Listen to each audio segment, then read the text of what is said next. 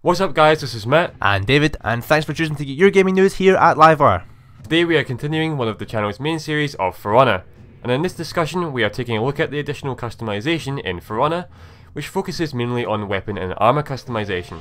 If you're enjoying the For Honor series, then please hit that like button and thumbs up the video. Let's try and hit 50 likes to begin with to show our love for this epic game. Also, if you're new to the channel, remember to subscribe for full For Honor coverage until release and beyond. So now we will be taking a look at the weapon and armour customization, such as inscriptions, emblems and more.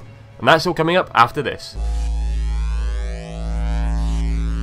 So first off, we're going to start with the sort of emblem customization that we can have for our characters. Yeah, so far all we have is released we've got the Kensai emblems and the For Honor emblems on the website. Yeah, and these are kind of from the cosplay guides that we found on the website. It's really cool. They don't have anything for the Warborn yet, but we can expect to see that soon. Yeah, so first of all we're going to go with Kensai first. We've got 4 symbols there. What do we think about them? I think they're great. They go along with the art style of the kind of oriental feel that the Kensai have, but they're kind of just flowery. Yeah, I mean the one at the bottom right looks sort of like a throw knife to me, so... Yeah, like a, what do they call it, a shrike or something. Is it? Well, you know better than me, dude. It looks like. That looks, to me, they look probably what they should be, but they're not really that exciting to me. No. I feel like the Viking ones were pretty cool, and pretty excited to see what they're going to look like. We'll move on to the Warden one now, and with that we can see some pretty badass ones, especially for the Defender one in my opinion. Yeah, they're much better. I like the sort of liony griffin thing in the middle there. Yeah, and that, like, they're just, the Defender ones are so much better than the Attackers, which is a bit strange, but... I do like the Attacker one to the bottom right though, because it reminds me of the Gondor symbol from the Lord of the Rings. Yes, I know that. Sure you do. It's weird because the Attacker ones are like all kind of like trees and roots, so like and like nature nature, which is, I don't really get that, but you know, yeah. That's the thing. The symbol on the top left symbol, but I think it's the most badass one for the Defenders. The crowned skull. Yeah, but I'm not going to be going these anyway because I want to be going the Viking class, which I don't know about. But what can we kind of expect to see from them?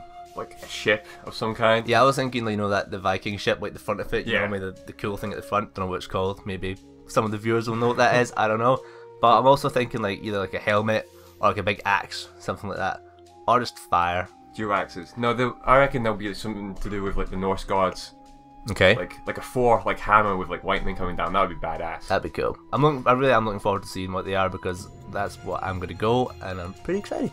Just a quick disclaimer though, it seems that armor color won't be a thing that we'll be able to customize in For Honor online anyway, because the defenders will be wearing blue and the attackers will be wearing red, with the NPC class, the Blackstone Legion from the campaign, wearing mostly yellow. It makes sense for online gameplay so you can see what your teammates are. Yeah, who's on your team and who's not, yeah.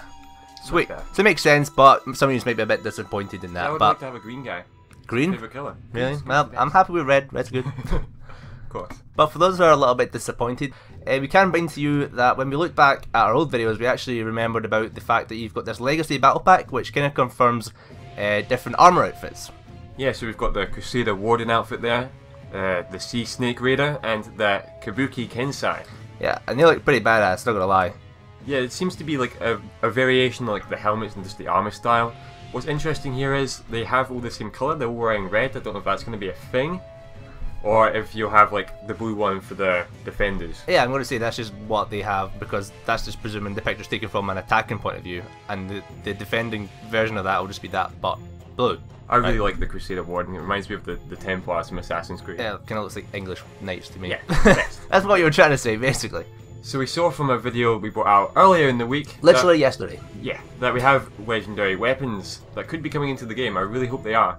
And we saw from that these legendary weapons have inscriptions on them, just like the Ulfberht sword for the Warborn faction. Yeah.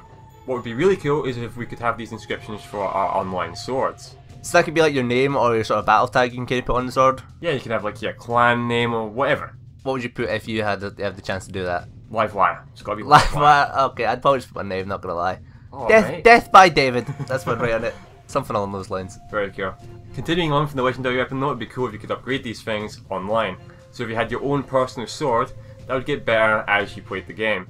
But not in terms of power, but just in terms of cosmetic upgrades. Yeah, because that's like the thing we were discussing earlier, man. It's like you don't want the weapon to become powerful, because then you're creating that sort of the good players will be too good to beat. Yeah. It would be a big deterrence for new players coming into the game, or just people who play it casually. Yeah, so just basically cosmetic upgrades is what you're saying for that. Yes, like new skins, Longer, colours? probably like the more ability to write more on the sword. Yeah, Imagine you could that'd write be your awesome. inscription like all the way up to the very end of the sword, and your full sword was like a full. For like every battle you won, you got like a new bit of or like a inscription. tally mark for like deaths. Yeah. Oh, that'd be cool. That'd be sweet. I'd like to see, just like in Game of Thrones, you get pommels for your different swords. So like Jon Snow has the wolf pommel. I'd like to have my own like pommel for the top of my sword. What That'd is be so cool. What is a pommel? It's the bit that goes on the top of the sword. It's like But so like the handle. yeah, like the handle. Yeah, so like people have like gems and all that. You have a wolf. Yeah, I want a wolf. That'd be cool. I want to feel like Jon Snow. Jon Snow, the North remembers. Is that something he says? Yeah. Awesome. You got it right, David. Well done. Alright, so we also had a look at the deluxe edition when we were back watching our video, funnily enough, and we can see here that we have helmet customization. Yeah, this is going to be something that's going to be really cool. We've got like different sets for your weapons, where you can have a ram on top of it for the warden one, which I kind of liked, but it seemed too big and like bulky compared to like, I don't know, it would be cool if you just had a visor difference or something, or like spikes coming out the back rather than like a big ram in the middle of it. Yeah, I mean does look a bit silly there, not gonna lie. I quite like the Viking one. Yeah, it's just the classic ones, isn't it? Yeah, but I don't like that they come to the front. I'd probably prefer them like going up to the back, or like, you know, the classic Viking like out to the side. So what do you think of the Kensai one? Because I know none of us really care about the Kensai, but it looks cool enough. It looks pretty cool. It's kind of like what I wanted for the Viking one, but it's not the one I want to go, so I'm not going to play it.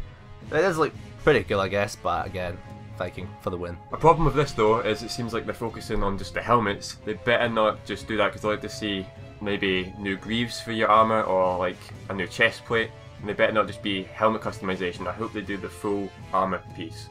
Alright, cool.